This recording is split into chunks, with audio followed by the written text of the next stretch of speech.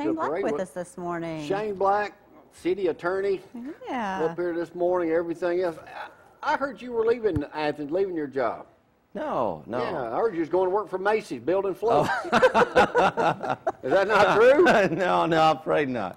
Although that does sound a lot more fun. I got to tell you, man, the last couple of years, those floats at the Ripley, Friends of the Ripley community have been absolutely spectacular. And the one this year, it just gets better and better. It was amazing. Well, I appreciate that. Thank you.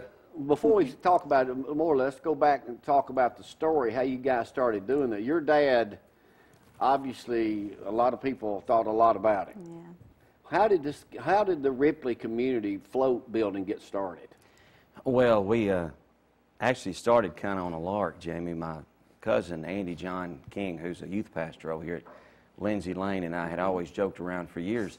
One day we were going to put a float in the Athens Christmas parade because we just loved the parade. And that fall of 2004, my dad was sick. He had cancer, and his health had kind of gone into decline. And so my mother, Gail Black, she decided that she was going to give us all something to do. And so we were eating Sunday dinner, and she said, well, fellas, y'all ready to put that float in the Christmas parade? And we said, oh, that's all right. This year is real big. She said, well, I've signed you up, so you're going to have to. And so we had to step up to the plate. And so we threw that thing together, guys, in a weekend before the... We had an old hay wagon that Dad had made, and it kind of had a pitched roof on it, and the cows would come up underneath the pitch of the roof and get into the hay, and so we wanted to turn it into... It kind of looked like a house from a distance, so we just slapped tin and stuff up on it and decorations, and that was our first float. The story about your dad goes a little deeper than that, too, doesn't it? Well, when we didn't expect to win... We didn't even know there was a competition. Did you win that very first year? We did. We won the grand prize. So they walk up with the grand prize. We said, what, there's a competition? So, we're laughing, and they bring it up, and they say, yeah, and there's $1,000 prize money. We said, $1,000?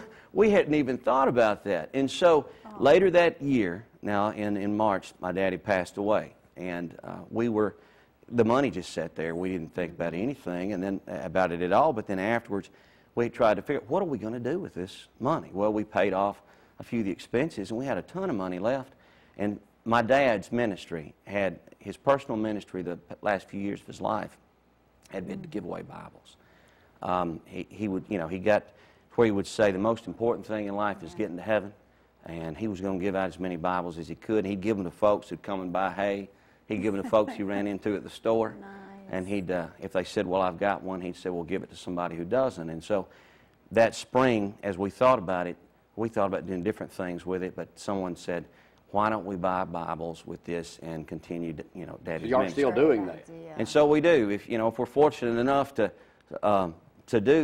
be able to win the prize and use the money, then we turn it around and buy Bibles. So the first year, you guys didn't even know there was a competition. No, we had no idea. Mama was just trying to keep them all busy and work together. Yeah, she was just having some fun with us. And we just had a good time. Y'all won that every year. I think Brian Jones won it, the grand prize, a couple of years ago. Last year. And then you guys got first place. Yeah.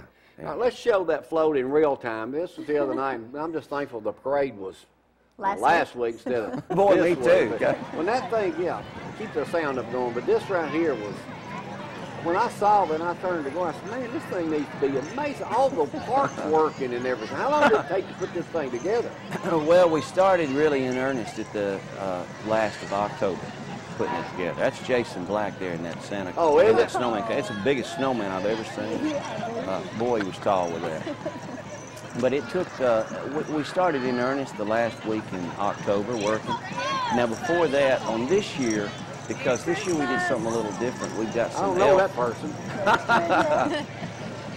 We've got little elf figurines, which you'll see up here, and so we had to kind of do some prototypes of those in the summer. And so we did one during the summer, and then had to figure out, how to make them move. So who designs these? We all pitch in.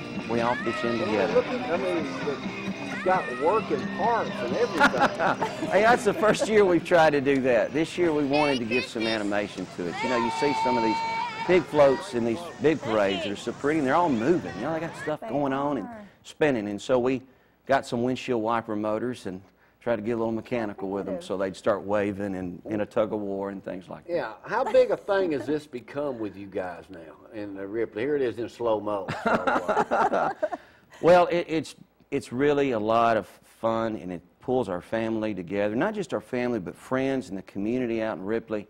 This year, at any one time, out at the shop where we work, we'd have about 30 people working on the thing, and then about 45 people together, all in all, contributed this year. But you know, it's the fun thing is, one year a lot of people work on it, and then the next year a different group will. And you know, it's something that everybody can get into and enjoy at Christmas. Now, I talked to Brian last week, and he says, believe it or not, I only have a couple $100 in mine. He's talking about his float because he recycles everything from the year before in it. That's what Shane just said. A lot of times they try to use everything that they had before. Yeah, make it more affordable. That way that you guys could buy more Bibles out of that money. That's right. Now, do y'all only put it in the Athens Parade, or do you do all the parade?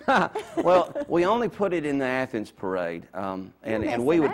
Well, we'd love to put it in others, but you know, when you're taking that thing down Highway 72 at 10 or 15 miles an hour, things like to fly off of it, you know, and so it's real difficult to get it, you know, across the river to go to Decatur. Yeah. We really wanted to take it to Decatur this year, and some folks had invited us to, but you know, the thought of taking it, Jamie, on that Tennessee River Bridge and that wind just sweeping that thing clean kind of prevented us from doing it. You don't want to mess it up. So what's the best thing about doing this parade? Is it just seeing that thing finished, or just knowing your dad would be tickled to death that y'all are still able to do this? Well, Daddy would be happy, and he helped us on the first float, and he helped us put it together. So it's always special from that perspective, because you get together and you can't help but thinking about him, and you can't help but we've had other unfortunate losses in our family. You know, Spencer Black, Andy Hinkle, and their initials are on the float always somewhere. We've got their initials on there, and so we do think of them. But Jamie, really the neatest part about doing it, and no lies, when you walk down the street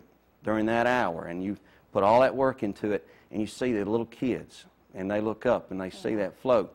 You know, they look up and they'll see the elves, or they'll see the big snowman, and their eyes just light up, and it just makes it all worthwhile. Roll that thing again, Lee, in real time. Let's get another look at this. All the elves, all the kids get to participate. They feel like they're part of it too. Oh yeah, they. Now, how many people are with you this night? Y'all came down last Thursday night. Well, now that's a good question. I don't know, Jamie. I would say around 30 people. I would imagine is a part of that. And we started doing costumes a few years ago just because the kids love it so on the parade route side. They really enjoy seeing the costumes come by. But you know, when the float comes by, the kids' eyes will go up to the float that you got on it, and it really is neat. You know, Athens, and thanks to Reliance Bank, who's sponsored this for many years as they have. Me too. I'm very glad that they have. But yeah, and we try to, like you were asking, we do try to recycle some of that stuff, but most of that is made out of paper mache and chicken wire. It doesn't hold up when you're driving at 50 miles an hour. And you know, boy, we've had some parades around here that have been pretty cold and windy in recent years. One year we made the mistake of putting clouds on top of the thing. We had them all built up, and on the way back home afterwards, y'all seen the sides of the road back in the 70s after all those cotton wagons? Yeah. It looked like a cotton wagon had been down the road. Boy, it was just flying off of it left and right.